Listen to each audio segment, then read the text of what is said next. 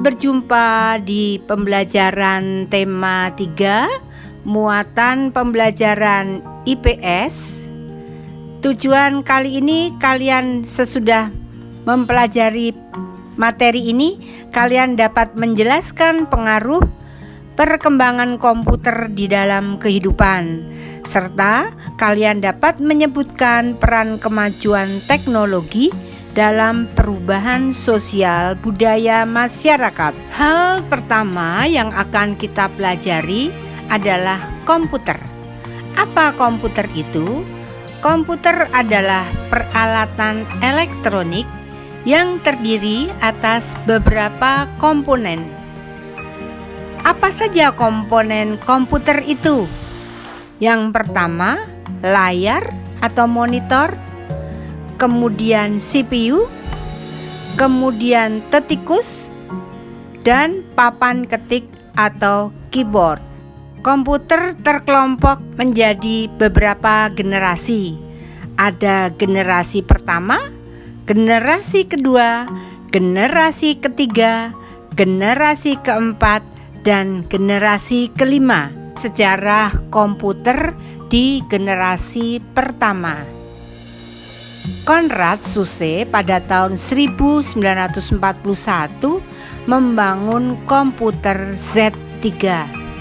Ukurannya sangat besar dengan daya listrik yang tidak sedikit, artinya besar pula ya.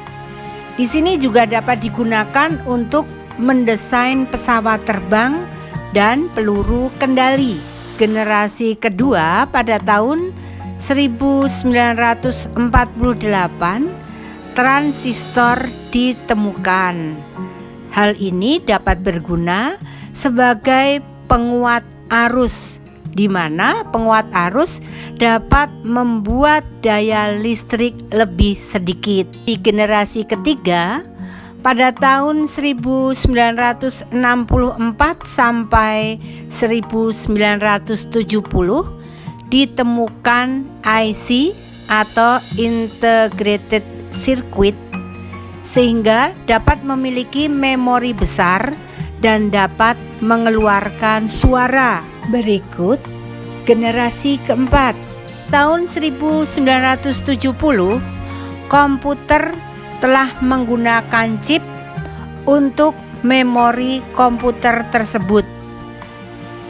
Komputer saat ini sebagian besar menggunakan generasi keempat ini. Generasi kelima pada tahun 1981 telah mengalami perkembangan. Pelopornya adalah negara Jepang. Hal ini difokuskan kepada kecerdasan buatan. Ciri-ciri komputer di masa depan. Yang pertama, lebih canggih dan diharapkan lebih murah. Yang kedua, memiliki kecerdasan yang mendekati kemampuan dan perilaku manusia. Contohnya, dapat melihat, dapat mendengar, dapat berbicara, dan dapat berpikir serta mampu membuat kesimpulan seperti manusia. Di samping itu juga dapat memprediksi sebuah kejadian yang akan terjadi, bisa berkomunikasi langsung dengan manusia, dan bentuknya semakin kecil.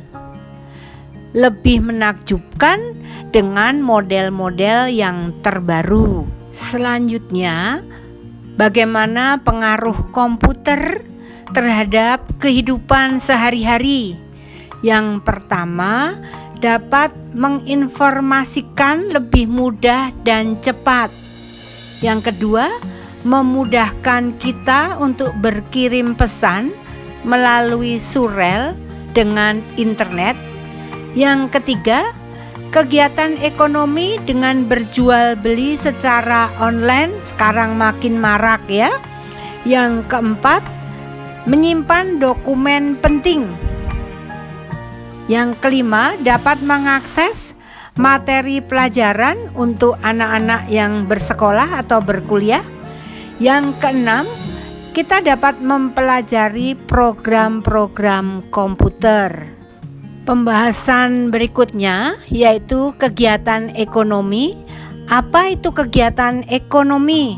Kegiatan ekonomi adalah aktivitas manusia untuk memenuhi kebutuhan hidupnya.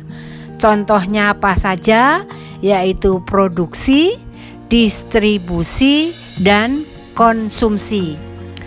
Apa itu produksi? Produksi adalah kegiatan untuk menciptakan suatu barang untuk memenuhi kebutuhan sehari-hari.